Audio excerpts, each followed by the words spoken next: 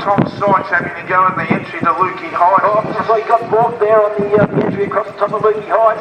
It's going to, I was going to say, there's no way in the world he can come down the inside now. It's going to be a run to the start finish line for Tom Sykes. If he's going to get past Johnny Ray and get onto the podium.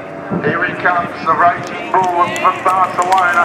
It's Carlos Checa, the defending champion, taking his first victory of the 2012 season, and thankfully onto the straight to claim second spot. That's right, the state gets inside of Johnny Ray. The podium for Kawasaki in the first round. What a fantastic